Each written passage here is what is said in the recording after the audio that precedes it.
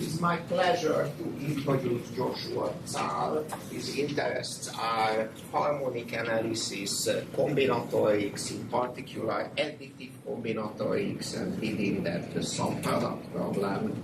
He was a student of Terence Zahl. He was supported as a graduate student by a defense graduate student fellowship, and then he had an NSF postdoc spent at MIT. And now he's a faculty at the University of British Columbia. Please. Thank you. So this morning, Joseph was telling us about the sum product problem over R, which is this question: you have a set of real numbers, and the idea is that either the sum set or the product set needs to be quite a bit larger than the original set. And I'm going to talk about a version of this, which is called the discretized sum product theorem, which is exactly the same idea. You have a set of real numbers, and you want to say either the sum set or the product set is much larger than the original set. But the difference now is that you're sitting in the back and you don't have your glasses, so your eyesight's not that good. And there's this small positive number delta, which is how close together things can be before you can't tell the difference anymore. And you want a version of this where your eyesight's not that good. You want to say, even with poor eyesight, you should still expect some sort of expansion where either the sum or the product needs to be a fair bit bigger. So this was a theorem originally proved by Bourgain. I'm going to start by writing down the theorem, which looks a little bit like a sum product theorem with some sort of strange assumptions added to it. And then I'll talk for a few minutes why people, especially in harmonic analysis, care about this theorem in the sense that this theorem, well, first of all, had this theorem been false, it would have had some very interesting implications. And then because it's true, it also has some implications. So it ties into a lot of questions in harmonic analysis. So let's write something down. Actually, out of curiosity, can you're sort of at the extreme angle, can you still read things? Okay. So maybe first the definition. And I want to define what it means to have poor eyesight. So let's say I have some subset of the real numbers, and I have some number, so I'm thinking of x as sort of any set. Maybe it's a subset of the integral from 1 to 2, for example. Maybe it's a little bit bigger. And I'm going to let delta be a positive number. I want to think of delta as being very small, and in the same way as for the sort of extreme combinatorics we're used to, you have n. You have a set of cardinality n, and you care what happens as n gets really big. Here, delta is a small number. We care what happens as delta gets really small. So delta is like 1 over n, sort of in your mind. And I'm going to define what I'm going to call this quantity right here. So it's a little bit like the cardinality of x, that might be infinite. This is the number of intervals of length delta that are required to cover the set x. We can make them closed intervals. It doesn't really matter. So this is to be the number of closed intervals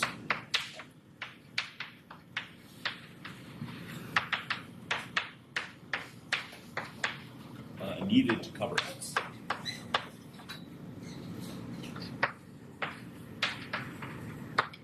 So certainly this is always at most like cardinality of x, because you can put an interval around each point on x, but x might be an infinite set, x might be, say, a unit interval. And if x is a unit interval, then it takes roughly 1 over delta of these little intervals to cover x.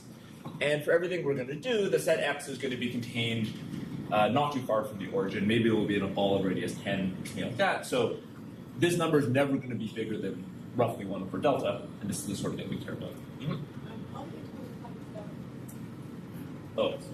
Intervals, sorry. Of length delta. Thank you. Great. Okay. So that's the only definition we need at the moment. So now we can describe what Bourgain's theorem says.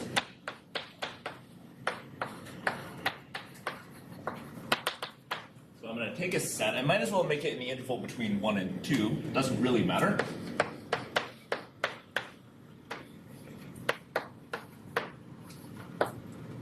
And instead of talking about the cardinality of x, I'm going to talk about its size in this respect. And there's many variants of this theorem, but just to say something really concrete, I'll tell you how big it is. So suppose I can cover x by delta to the minus 1/2. So that's like the biggest x could possibly be in this sense of largeness is 1 over delta. So I'm saying a sort of square root of that. Suppose that's true. And now I'm going to put a slightly strange condition right here, which maybe I'll leave for a moment to leave some space. I would like to tell you what the conclusion is. So the usual sum product theorem would say that either the cardinality of x plus x or the cardinality of x times x is significantly bigger than that of x. X here might be an infinite set, so I can't really talk about cardinality. I would like to say the delta covering number, which is this quantity here. So I'll say the maximum of either x plus x, in delta covering, or x times x, delta covering, is a fair bit bigger than that of x. We know what this is. This is delta to the minus 1/2, but I'll just write it like this, to the 1 plus c, where c is some absolute positive constant. So I don't think Bourgain in his paper calculates what c is, but it's, 10 to the negative a billion or something. It's a small absolute constant.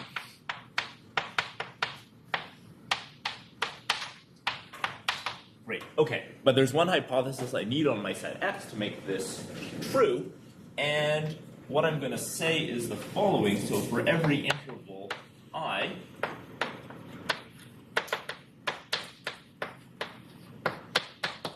not too much of the set X concentrates into this set I. So X intersecting with I, its delta covering number is at most, I'm write this as r to the 1/2 times the covering number of x, where r is the length of the interval.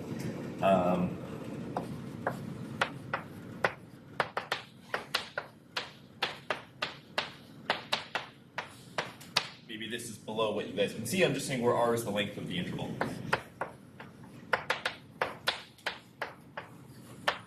And the way I've written this, if you are really paying attention, you might be a little bit skeptical.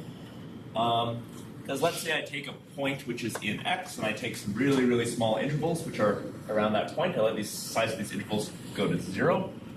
Well, as long as there's a single point in here, the delta covering number is going to be at least 1, because it takes at least one interval to cover it. So this is always going to be at least 1. It might be much bigger. But as r goes to 0, well, this is some fixed number, and this right side is going to 0. So that seems like this can't possibly be true as the intervals get really, really, really small. So I could say, well, I don't want the intervals to be too small. I want them to have length at least delta. Or I could just add 1, and that's another sort of cheap way of fixing this. Since delta to the 1 minus 1/2 is not necessarily an integer, what do you mean there? Fantastic. Okay, so there's two interpretations. One is that equals should be interpreted with more of a squiggle, or you could round up or down. Or you could always choose delta so that this is. These are all 3 solutions to the problem. So in Bourgain's, in the real version, Bourgain says something for any size of x, and then it's a little more complicated. But this is sort of a nice way of thinking about this result. Thanks, Joseph. Yeah. This is done for all delta greater than 0. Right, okay, so it holds for all delta greater than 0. Then the only caveat is there's maybe a little constant here, like 1 over a billion, which is an absolute thing. Or equivalently, if you make this constant just a little bit worse, this becomes true for all delta sufficiently small. But in your theorem, are you just fixing a delta, or are you saying the hypothesis is true for all? So the hypothesis is true for all delta. The way that I have set things up, the same set x, so the way you should think about it is fix a delta, choose a value of x. Now this theorem becomes true, but any implicit constants are independent of delta. So yeah, so this is essentially true for all delta. And in a few minutes I'm going to start talking about dimension, and dimension is something where you can consider a set at many different scales. So there's many different values of delta that one might consider, and this is saying that all values of delta behave well. Okay, so this theorem has this maybe slightly strange-looking hypothesis and gives you this conclusion that's sort of like sum product. And you could ask, why do we care about this version of the theorem? And it comes back to this interesting question which was asked by Erdős. And he was interested, well, of course, in sum product phenomena. And so over the reals, so the reals are a field, but they're also a ring. You can add and subtract them, and you can multiply them. And he was curious if there were any subrings of the reals. So subsets of the reals that are also a ring. And well, obviously the answer is yes, because the rationals are a subfield, so they're certainly a subring. And the reals themselves are a ring, so in some trivial sense, they're a subring. But he was interested in the question, are there any subrings of the reals that have dimension, let's say Hausdorff dimension, bigger than 0, so that throws out the rationals, but less than 1, so that throws out the reals. So is there anything in between sort of the rationals and the reals, which are subrings? And if you use the axiom of choice, you can make some really weird examples that somehow aren't that interesting, except as sort of exercises in logic. So he doesn't want his rings to be too weird, so he asks them to be Borel. So maybe some of you don't know what Borel is. That set can be open or it could be closed, or you can take a countable union of closed sets or a countable intersection of open sets, and these are what Borel sets essentially look like. So they're not too badly behaved. So Erdish, do there exist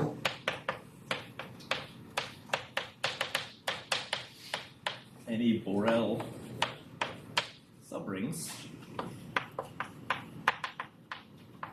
of R of dimension? Whenever I say dimension, I mean Hausdorff dimension. If you don't know what that is, it's absolutely okay for this talk. Any subrings of R of dimension strictly between 0 and 1.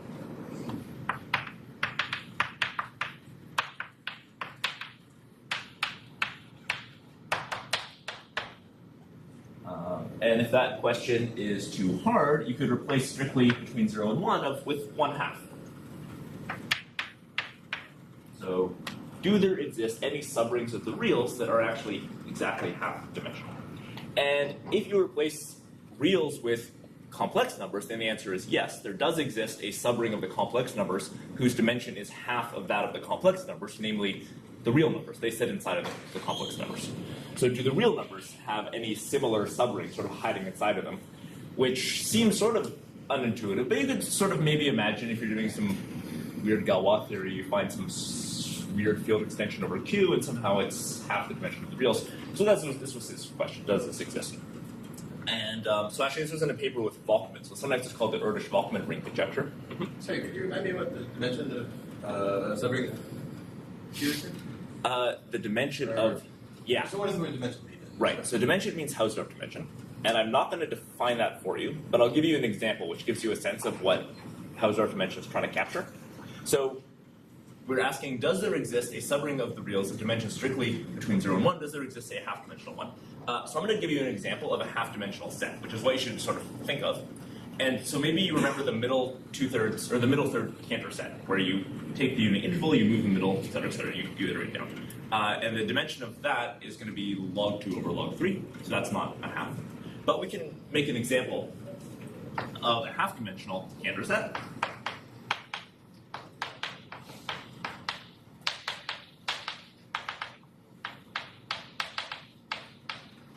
Dimensional set.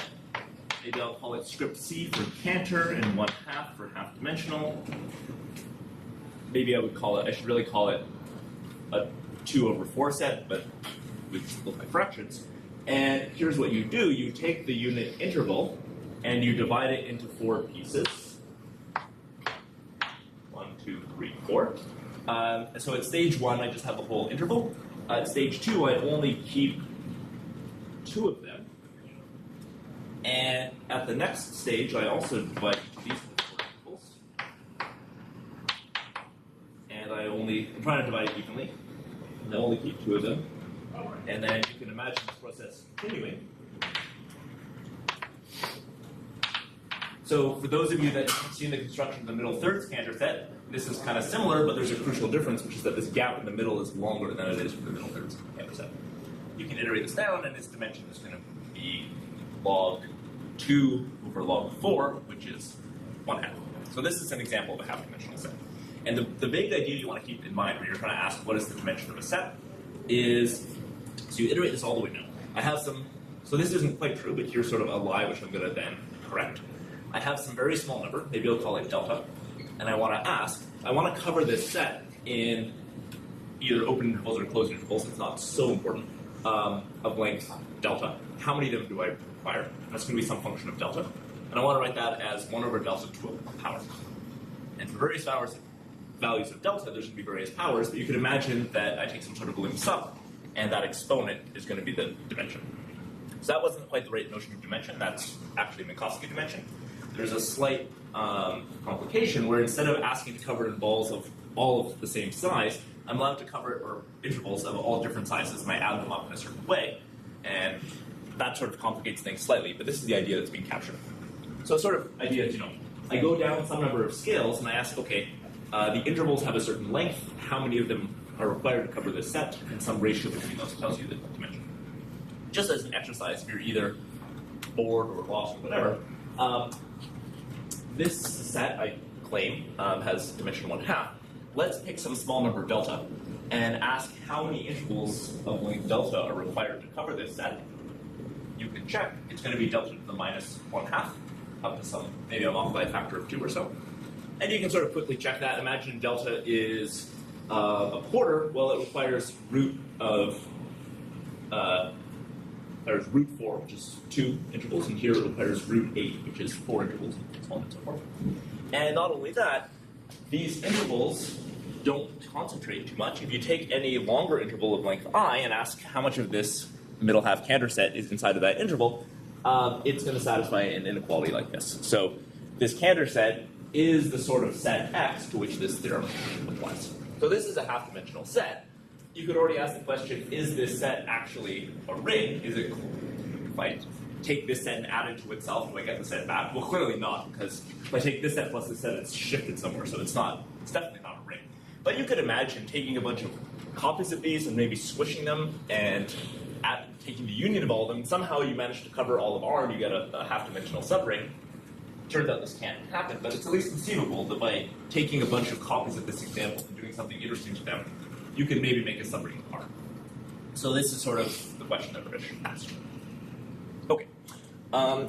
So Urish asked this question. I mean, I don't entirely know what his motivation was, but it ended up being a very good question to ask because it's related to a bunch of other questions in harmonic analysis.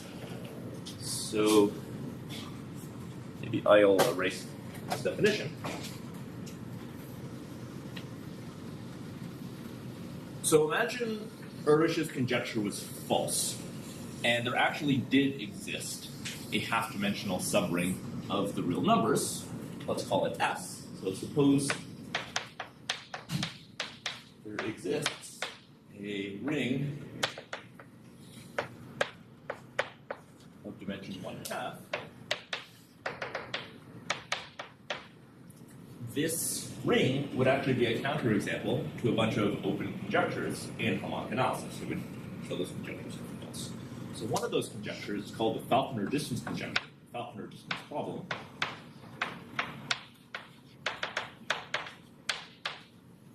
Usually problem, but really it's conjecture. And this is a problem in either harmonic analysis or geometric measure theory, depending on who you ask.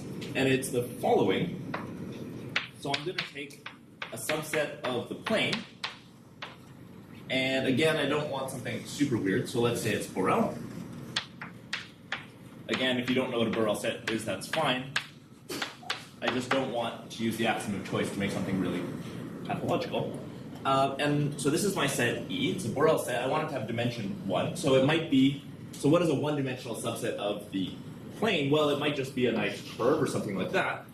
Or another nice example of a one-dimensional subset of the plane is take a Cartesian product of this set times itself. And this is something called the four corners Cantor set. And that thing's kind of cool. So in its first iteration, it just looks like 4 squares.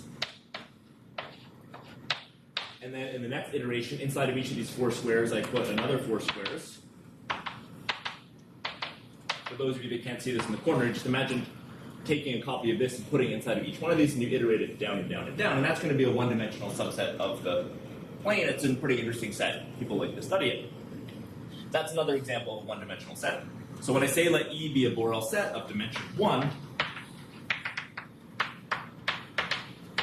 you could imagine that E is some curve, or it could be a set like this, or maybe something in between. And I want to define the distance set of E. All that means is I take every pair of points in E and I measure their Euclidean distance. And that's going to be a set of real numbers.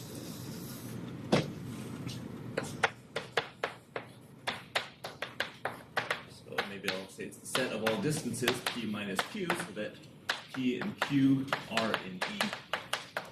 So this is some definitions. Now Falconer's problem or his conjecture. So then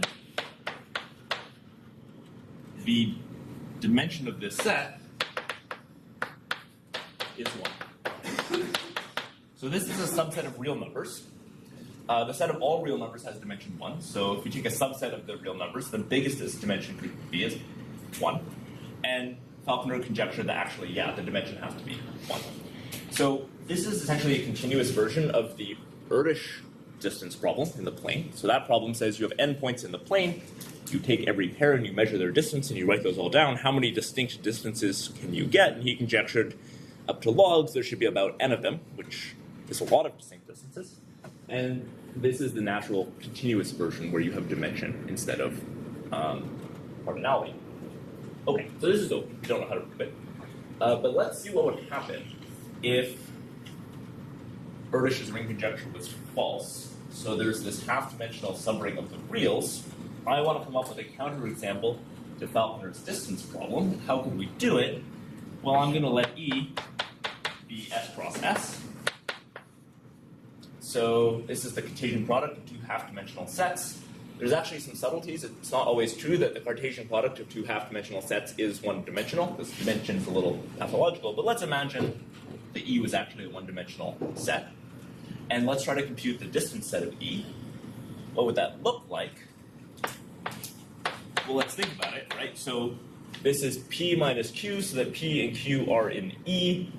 P has an x-coordinate and a y-coordinate. Q has an x-coordinate and a y-coordinate. These are all being taken from S.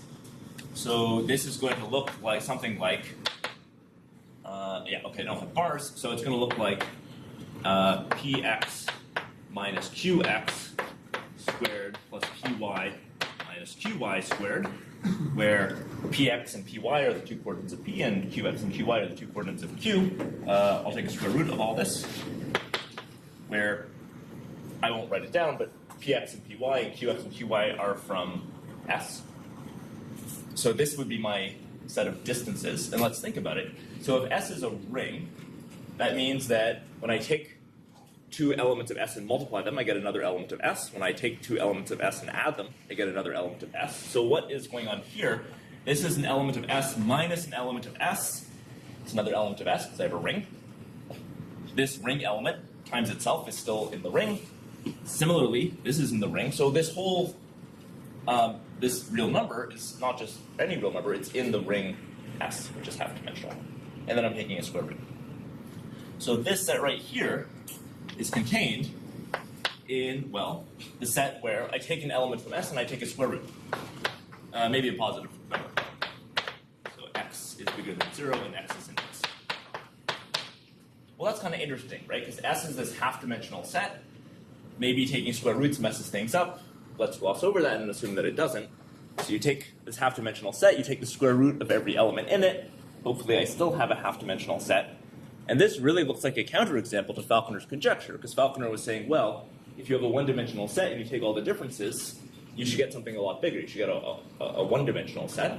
But here I just have a half-dimensional set. So if Erdős's ring conjecture was false, Falconer's conjecture would be dramatically false as well. Okay. Yeah.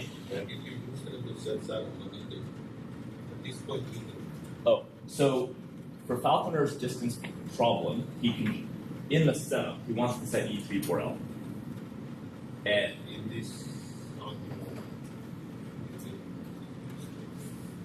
well, I'm conjecturing the existence of a Borel set, which is, so I never use the fact that it's Borel. But it being Borel is simply a constraint imposed upon me. Because if you just allow an arbitrary set, then I can use the axiom of choice to make some very strange objects that sort of don't shed insight on anything. There exists non-Borel half-dimensional subunits of reals. Construct if you assume maximum choice. But they're like, somehow if you have to assume maximum choice, no, but in this argument. Okay. Yeah. Okay. Yeah. I think they're also non-Borel. Well, there sort of got to be if there's non-Borel half-dimensional subrings, right? I mean, that's what this is telling you. Yeah, so that's Yeah. Okay. So really, I'd rather never use the word Borel and just talk about rings, but then some people in the audience are going to call me on it, so we should be a little more precise. Okay, so if you care about questions in geometric measure theory, like Falconer distance problem, then somehow this is a very natural thing to look at, or not sort of turning it on its head. If you are interested in additive combinatorics and sort of want to know, okay, what else can I do with it? Well, a lot of problems in geometric measure theory are sort of additive combinatorics problems in disguise, and that's what I'm trying to sort of show here. So there's another important problem in harmonic analysis, which is called the Kikeya problem, and I think I won't define it for you too precisely, but it's this difficult problem, and in 3 dimensions, it's the following question. Imagine I have a subset of R3, so I'm in 3-dimensional space, and the set's kind of interesting. It contains a line segment pointing in every direction, so it's this sort of union of a lot of different line segments. How small can this set be? How small can a set be which has these properties? Maybe I'll even write something down so that I'm not just literally waving my hands. So here's the definition. A set in R3 is a compact set that contains a unit line segment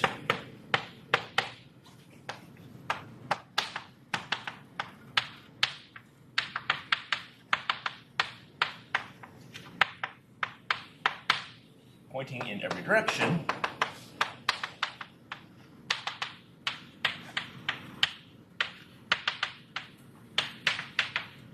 So the unit ball is a Kikeya set, because for every direction in R3, there's certainly a line in the unit ball pointing in that direction. It's not such an interesting one.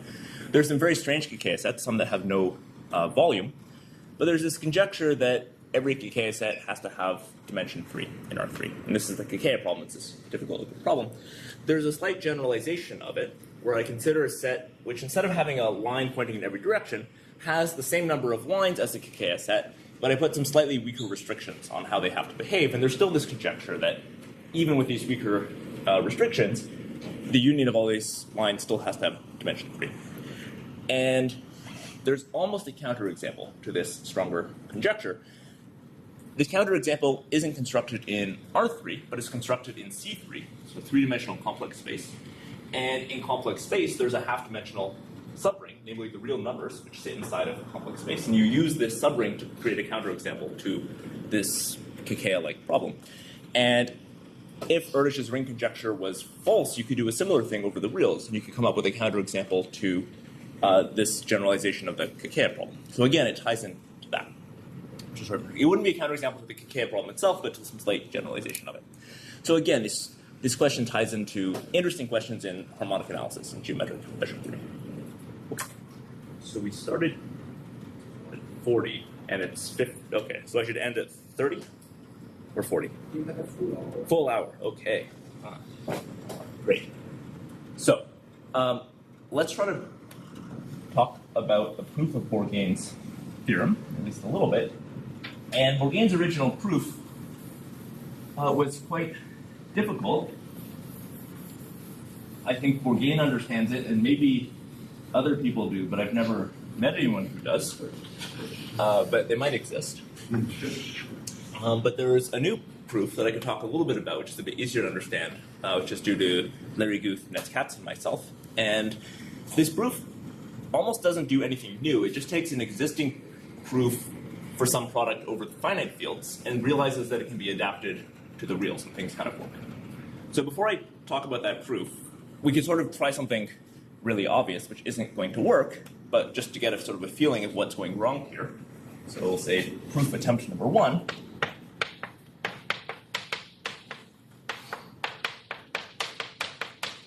So hopefully in your notes you have the statement of the theorem. So I have this set X, which is a subset of the interval from 1 to 2. I could have taken it from 0 to 1, but that's not so good, because when I multiply numbers that are close to 0, they compress a lot. So 1 to 2 is good. And this set has delta covering number, delta to the minus 1/2. And I want to say that either the sum set or the product set has covering number that's much bigger, as long as X isn't too concentrated. If it satisfies the sort of non-concentration condition that you'd expect from a Cantor set. So one thing you could try doing is you could say, well, I'm not really losing any information from my set X if I throw away most of the set and just keep a finite set of points that are delta separated. So maybe I'll just draw a picture. Imagine my set X sort of looks like this, and delta is a fairly small number. Well, yes, this set X is infinite, but I don't really care. I could just keep a bunch of delta separated points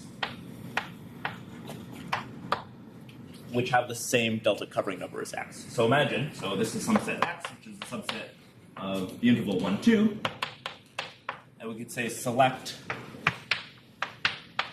X prime as a subset of X with the cardinality of X prime, so this is cardinality, equal to the covering number of X, and I want the points in X prime to be delta separated from each other. So sort of each of these points is capturing one of the intervals required to cover X. So that's a sort of reasonable thing to do. And now I have a finite set. Its cardinality is that of the covering number of X. And you might say, well, once I have a finite set of real numbers, I have the sum product theorem that Joseph just told us about. And so it is true that the cardinality of the maximum of the cardinality of X prime plus X prime, or X prime dot X prime, is at least as big. So in Joseph's version, it was the cardinality of X prime to the 4/3 minus epsilon, which is the same as the delta covering number of X, because that's how we defined X prime to the 4/3 minus epsilon. So this sort of, on the face of it, looks really, really good. It looks like we've maybe proved Bourgain's theorem with the exponent C equals like 1 plus a third, which would be fantastic. But something can't be right, probably. In particular, we never really used the hypothesis that that X satisfied this non-concentration requirement, so that seems a little suspicious. So does anyone sort of see what's wrong with this proof attempt, right? So I took my set X, I threw away most of it, I just kept a finite set of points, which is sort of capturing what I can see if you're sitting at the back without glasses. And then I applied the sum product theorem over R, which is true. And I concluded that the cardinality of this set X prime is actually X prime plus X prime, or X prime dot X prime is actually pretty big. So does this then tell me something about Bourgain's theorem? Yeah, that's great. So we had this condition that you take any interval and not too much of the set is allowed to concentrate in that interval. Let's see what goes wrong if that condition is violated, and it already gives you a sense of what goes wrong here. So here's a bad example. Bad example.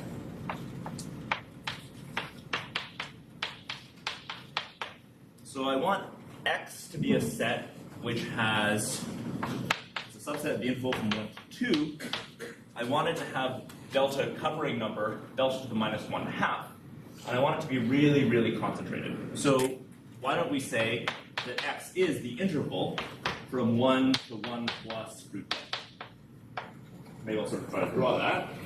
So here is 1, here's 2, and X is this this sub-interval right here. That's a perfectly good set. The cardinality, the delta covering number of X is going to be delta to the minus 1/2, maybe plus 1, but I don't really care. So it satisfies that requirement. And what is X prime? So I'm trying to select the set X prime, which is some finite set of points. So the idea is I'm just capturing a bunch of individual points, 1 over root delta. And that's X prime in this set up here. So I guess X prime would be the set which is 1, 1 plus delta, 1 plus 2 delta, all the way up to 1 plus root delta. So there are 1 over root delta, I guess, plus 1 points in this set, and that would be X prime. So does that sound good so far? That we're sort of capturing each of these points. So just in case anyone's got lost in the flow right now, we are trying to be really naive and prove Bourgain's sum product theorem by saying, let's just reduce it to the normal sum product theorem and apply that, which we know, and probably something's going to go wrong, and we're trying to get a sense of what's going to go wrong. And we're trying a particular example, which is this set X, which is really, really concentrated. It's just a short interval. And we suspect that something should go wrong in this example, because this set X doesn't satisfy one of the hypotheses of Bourgain's theorem, and probably those hypotheses are there for a reason. So we want to see what goes wrong if we just apply this naive approach. So we get this set X prime. It's a finite set of points. It's just an arithmetic progression, in fact, with this spacing delta. And now we can apply the sum product theorem, which is true.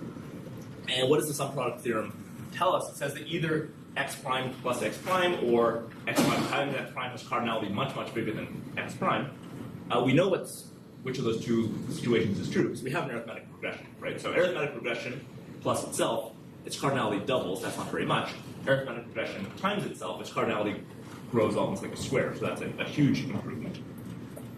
So the set x prime in this example, x prime dot x prime is really big. It's like the square of the cardinality of x prime.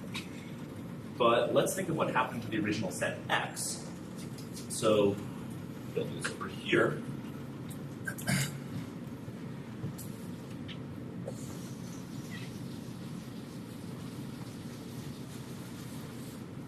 So in this example,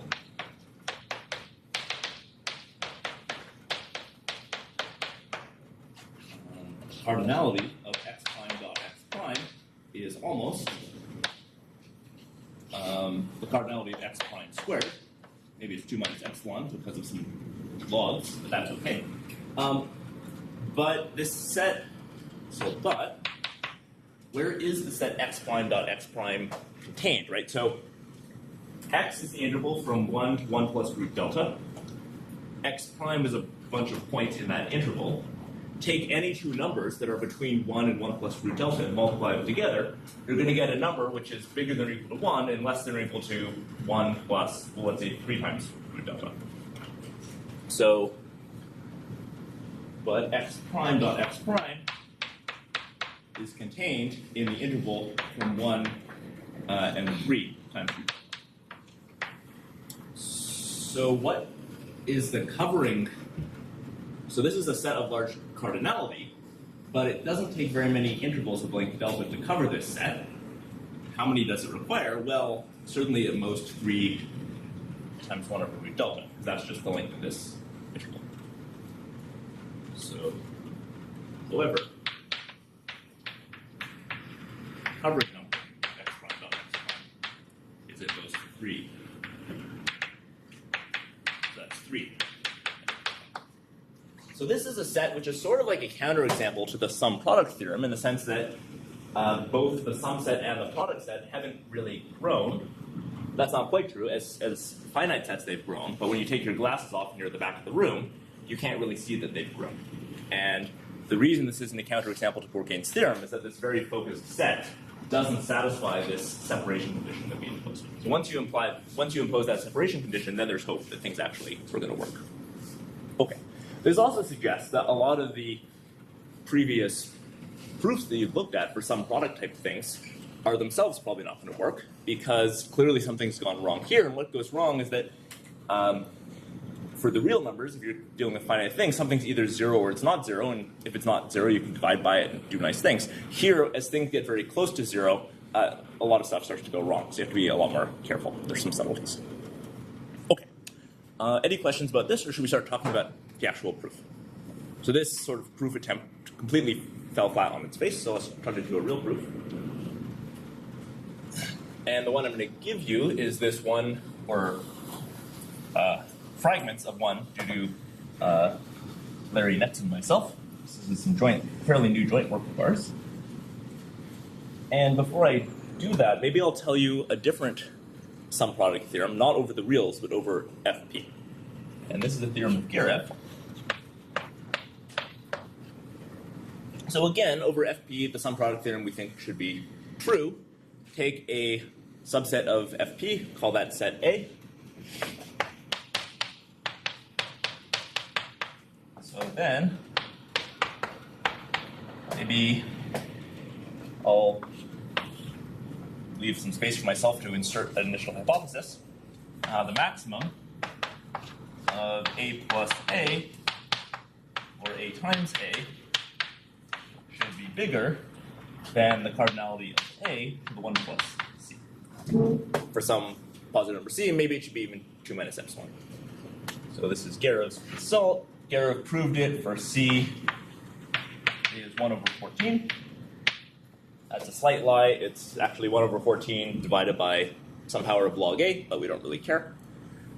As I've written this, this can't possibly be true, because let's say I took A to be the entire field Fp, then A plus A is Fp, A times A is Fp, they both have size cardinality of A. You can't possibly get larger than P to the 1, right? You just have everything. So you don't want A to be all of Fp, so Garev had some requirement, like the cardinality of A is less than P to the 7 over 13. Again, there's some logs involved, but this is what Garev's theorem says. So as long as you don't have all of Fp, either sums or products need to be wrong. So this had been proved previously. There was a nice paper of Bourgain-Katz-Tau where they proved this for some positive C, and then there were a series of improvements, and Garev improved this, and there's been a series of improvements since then. But this proof somehow is the right one to transfer to the reals. So I want to talk a little bit about Garev's proof. I won't prove something quite as strong as what Garev did, but I'll say we will prove.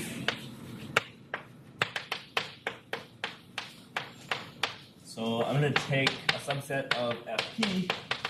It's not so important, but I'm going to say it has cardinality P to the 1/2. And now you're going to get really upset that if P is a prime, it's pretty unlikely that root P is an integer, but let's forget about that. And suppose that the cardinality of A plus A is at most K times the cardinality of A. I can also write that as root P. And the cardinality of A times A is at most K times the cardinality of A. So then K is pretty big. It's at least, I guess let's say cardinality of A to the C, where C is good. So C is some positive constant that we're going to compute. Okay, so Garev proved something a little more general. He proved this with C equal to 1 over 14, and he had weaker restrictions on the size of A. But just to give a flavor of what Garev did, we're going to prove something a bit weaker. We'll get a worse constant C and a stronger restriction on A. But if you work a bit harder, you can recover what Garev did using what I'm going to say. Just make sure we're on the same page. Saying if both of these inequalities are true, then K must be large is exactly the same as saying the max of this plus the max of this and this must be at least K times A. So it's just phrasing it a bit differently. Maybe I'll just put a quick pause. Is everyone happy so far? Any questions about this? So we're, just to make sure everyone's sort of with the whole flow, we ultimately want to prove this discretized sum product over R, which is Bourgain's result, but we're taking a detour to prove a finite field version, which somehow gives us the backbone of our proof, which we'll hopefully come back to. Okay, so I'll already see. So there's a useful inequality that I don't think we've looked at yet called Plunika's inequality, which is one of the main tools in additive combinatorics. And I'm not going to tell you exactly what it is, but I'm going to tell you one of its implications. Not quite. There's going to be a small white lie. But then I'll sort of say in words what the truth is. So let's call these two equations together 1. So we'll say if 1 is true, and if I take a bunch of elements from A,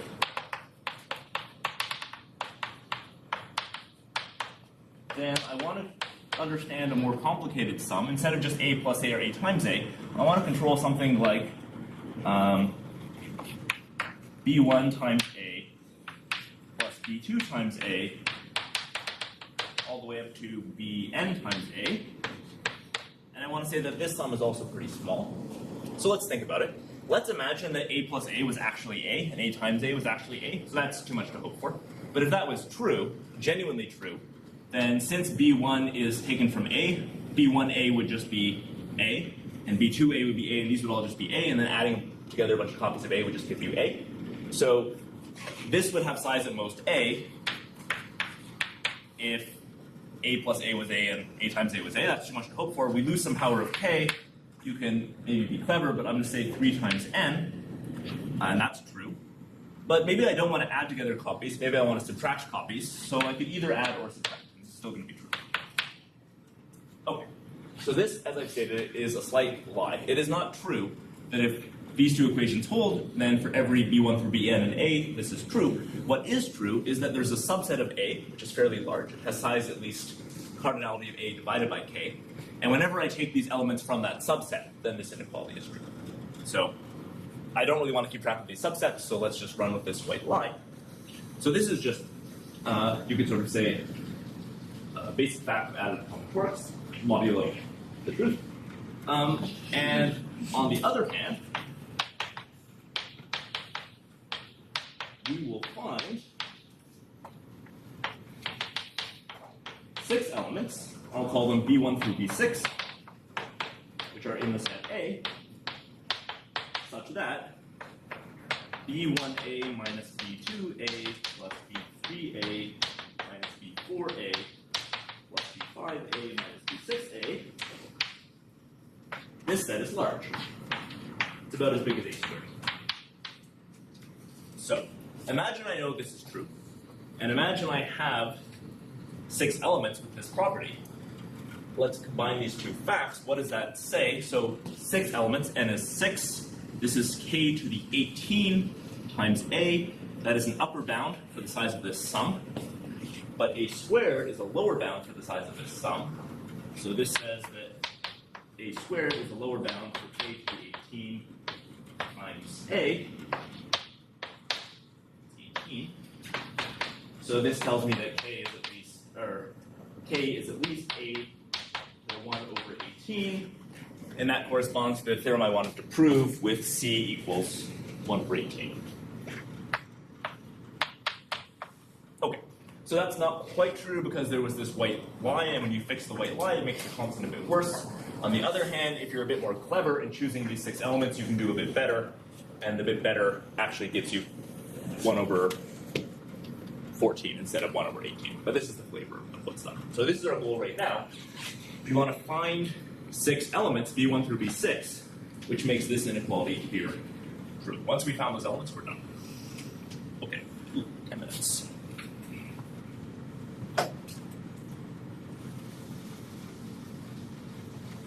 So here's Garav's very clever thought, which is I'm going to define a set capital B, and it's going to be a set of all things in the form A1 minus A2 over A3 minus A4, where A1 through A4 are in A, and A3 minus A4 does not equal 0.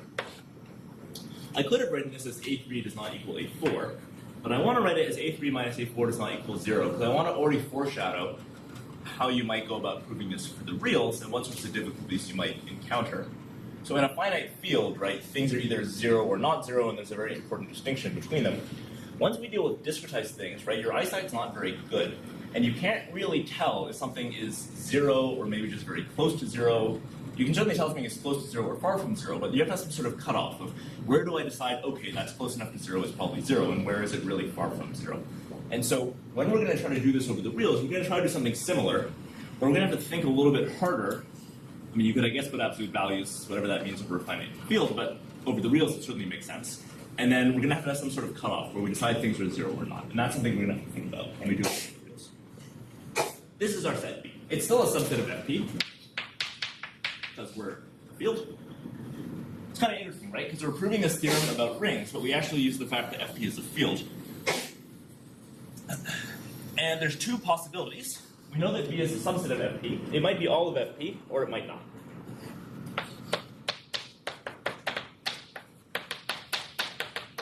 It's 2. B does not equal FP. And I'm going to call this dense. I'll call this sparse. Just names. Okay, and these are 2 genuinely different possibilities which require different arguments. So let's see what happens if you're dense.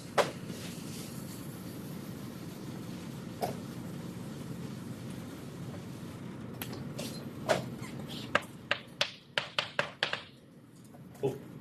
What I want to do is I want to select an element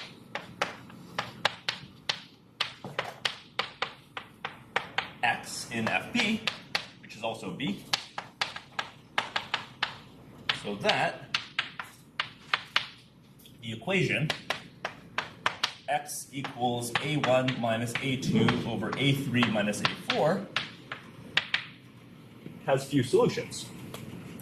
How few solutions can I hope to achieve? Well, a1 minus a2 over a3 minus a4, that's always going to be an element of fp. If b equals fp, then every element of fp is on the table. How many quadruples are there? a1, a2, a3, a4. There's cardinality of a to the 4 of them. So by pigeonholing, there's going to be some value of x so that there's only cardinality of a to the 4 over p solutions. So it has at most cardinality of a to the 4 over p solutions. We set things up so that the cardinality of a is root p, so this is actually just p, but let's keep it in this form. Or if you want, you can even write this as cardinality of a squared, just because cardinality of a is root p. So this is somehow very few solutions, and we can always find such a point just by pigeonholing. Okay, we're almost done, actually. What I'm going to look at is what's the cardinality of the set x times a plus a. Okay, so very conveniently, Joseph talked about additive, or he talked about multiplicative energy, but additive energy is the same idea. The additive energy, if I have two different sets, x and y, is the number of quadruples, x1, x2, y1, y2, so that x1 plus y1 equals x2 plus y2. And if I have sets x and y, so that x plus y is very small in cardinality, then the additive energy is really big. Conversely, if I know the additive energy is small, then the sum set has to be large. So I know this is at least as big as cardinality of a to the 4 over the additive energy of xa and a. Okay, so I want this to be big. That means I want this to be small. What is the additive energy of xa and a? So this is the number of solutions. Let's call them a1, a2, a3, a4.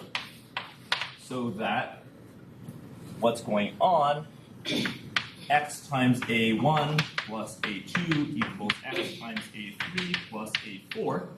Those are exactly additive quadruples. So how can this happen? Well, maybe a1 equals a3 and a2 equals a4. That's possible. Or x equals, let's get this right, a4 minus a2 over a1 minus a3. Right? Just solve for x. You can divide as long as it's not 0. So how many quadruples are there where a1 equals a3, a2 equals a4? Well, there's at most cardinality of a squared of them. You get to choose a1 and a2, and then a3 and a4 are specified. How many quadruples are there like this? Well, every one of these is a solution. We've permuted the indices, but that's fine. How many of these are there? There's also a squared. So what is the additive energy? It's at most twice a squared. That's really good. This is now at least 1/2 a squared. So that seems really good, right? We found this element x, so that xa plus a. If x was an element of a, that would be fantastic. It might not be. But we do know that x is in b. So this means x can be written as b1 plus b2, minus b2 over b3 minus b4. So what does that mean? It means b1 minus b2 over b3 minus b4. A plus a is at least 1/2 times the cardinality of a squared. And we're in a field, we can clear denominators. So this means that b1 minus b2 times a plus b3 minus b4 times a is at least 1/2 times cardinality of a squared. And in particular, this means that, maybe I'll just write one last line.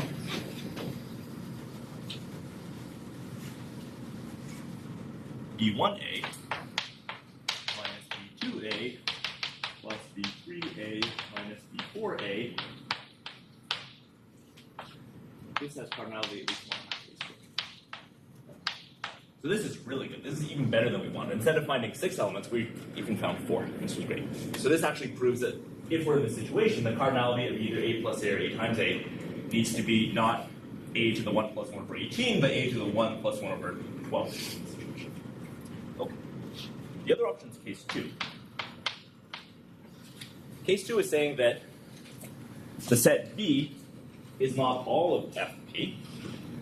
So what does that mean? It means there exists some element, x, which is, I want to do this right, x is in B, but x plus 1 is not FP.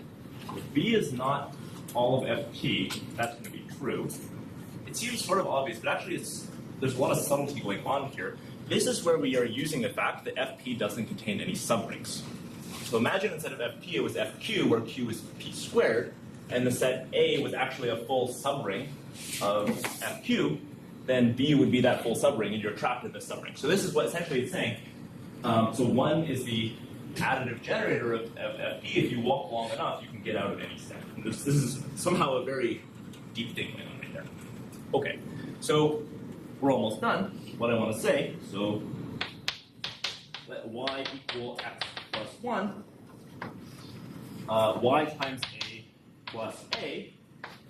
This has sides at least a squared. Why is this? This is because every single term in the sum is distinct. Imagine that 2 terms are the same. So that would be saying like y times a1 plus a2 equals, so like y a1 plus a2 equals y a3 plus a4. Let's rearrange this. This is saying y equals, let's get this. Okay, so either a1 equals a3 and a2 equals a4. That's not a big deal. We know how to control that. Or y equals a4 minus a2 over a3 minus a1. But this is an element of B, and that's not allowed because we selected this. Y is x plus 1. It's not in B.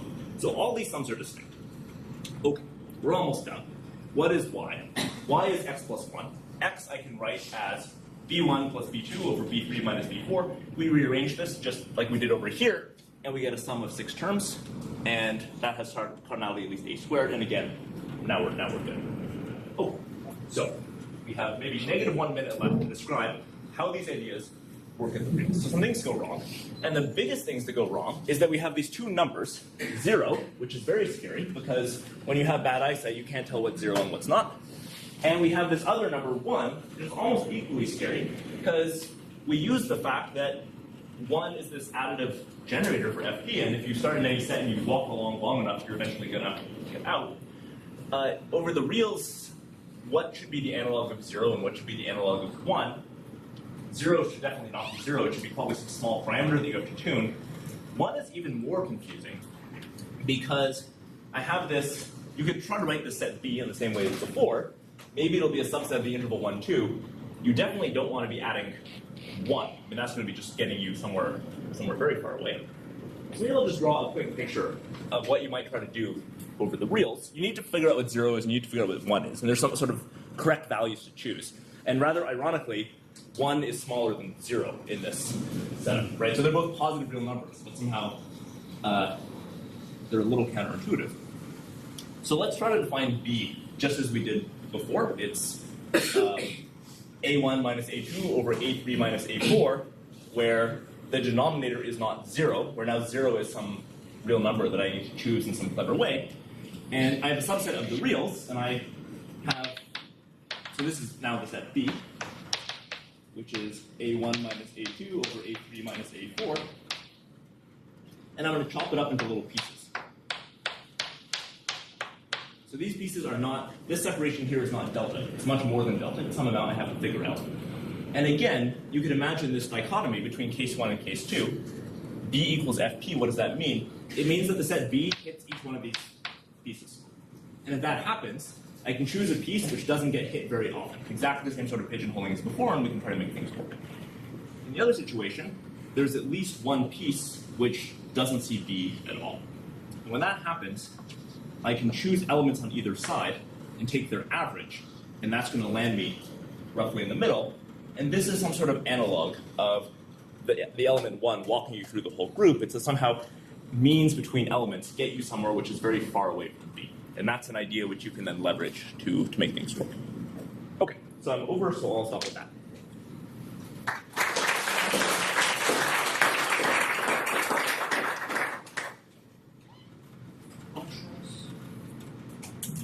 So I'm struck by this step between the last thing in the middle board and the first thing on the next board.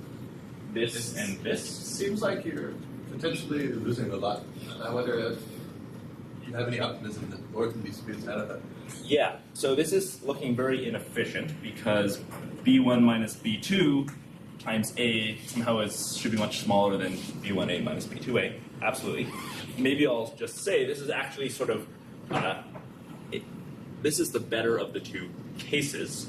In the other case, it's more like, in fact, it's exactly B1 minus B2A plus B3 minus B4A plus, so it was Y plus 1. So you actually get another copy, B1 minus B2A is what happens.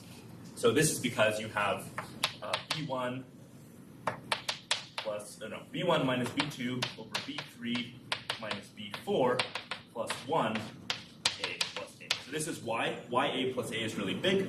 Let's clear denominators. This becomes B1 minus B2 plus B3 minus B4 A times B3 minus B4A. So you get, whoops, 2 copies. Sorry. This is what you get when you expand it. And here, the fact that these two differences are the same lets you do something a little more intelligent than just expanding this out as 6 copies. And that slightly more intelligent thing is why Gerev gets a better exponent than 1 over 18. He gets 1 over 14. But that's since been improved, so there was a result of Katz and a co-author where they improve it to 1 over 13, and then Bourgain and Gerev really beat the method in submission and got 1 over 12. And then more recently, Misha Rudnev and, do you remember the co-authors on this paper?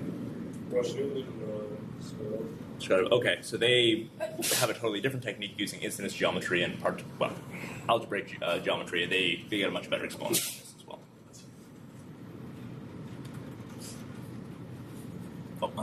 Can you talk more about like some of the applications of like harmonic analysis? This other thing that we were just talking about. Yeah, so this theorem of Bourgain. So I was saying if the ring conjecture was false, it would be a counterexample to this theorem of Falconer and this conjecture, or this conjecture of Falconer and this generalization of the Kikeya conjecture. So there's a nice paper of Katz and Tao where they essentially show that the Erdős ring conjecture, or this Bourgain's version of it, so this predates Bourgain, back when it was still a conjecture, progress on that is equivalent to progress on the Falconer distance conjecture and also a problem called the Furstenberg set problem. And so those two, I don't know if you know them, they're quite geeky, and so they proved the equivalence of these 3 conjectures, and then they wanted to summarize it, and their summary was 1 ring to rule them all, 1 ring to find them. So that was their statement of their theorem. So very roughly, a counterexample to ring conjecture gives you a counterexample to Falconer, and the other way. Bourgain's result gives you some positive result. For Kikeya, maybe I'll just draw one equation, which is sort of interesting. So it's this set H, which is a subset of C3, and it's defined by triples Z1, Z2, Z3, so that the imaginary part of Z3 is the imaginary part of Z1, Z2 bar. So staring at this is not so obvious telling you, but we can sort of stare at it and say, okay, these are 3 complex numbers. If you think of a complex number as 2 real numbers, this is like 6 real numbers, and there's 1 real equation here. So this is going to be a 5-dimensional subset of R6. So I think of R6 as being a C3. And this set's really interesting because it looks a lot like a Kikeya set. It's not completely obvious from looking at this, but it contains a lot of complex lines pointing in a lot of different directions. It's actually a counterexample to a reasonable sounding conjecture, which is that Kikeya-like sets can exist over curves. Kikeya-like sets have to be larger than complex numbers. So if you had a half-dimensional subset of the reals, and this gave you something like taking the imaginary part of the real number and taking conjugation, get an involution on the real numbers as well, then you could make this equal to the real numbers, and that would be a counterexample to a conjecture. Well, it wasn't stated as such, but a conjecture with Wolf, which says that something like a generalization of K is large. So Metz and I have a paper recently where we used Bourgain's result to actually go the other direction and say because this counterexample can't happen, the KSS actually have to be a little bit larger than what this example might suggest. You can push things a little bit. Do you get a value of C? We do. We get, I was hoping you were going to ask, C is 1 over, it's better than 1 over 100. I think it's like 1 over 68. I'll have to double check what our number is. The way we state it in our paper, we actually state, we double this number because we define things a tiny bit differently. But our C is, well, Bourgain's C, I don't know anyone who's tried to compute it. I think it's extremely small. So this is sort of a legitimate C. And maybe the one last thing I'll say, everything I've talked about is for half-dimensional sets, but this works for sets of any dimension between 0 and 1. But as your dimension gets close to 1, of course, the C has to get worse because you can't expand out. In the same way that if you have all of FP, you're not going to grow. If you have all of R, you're not going to grow.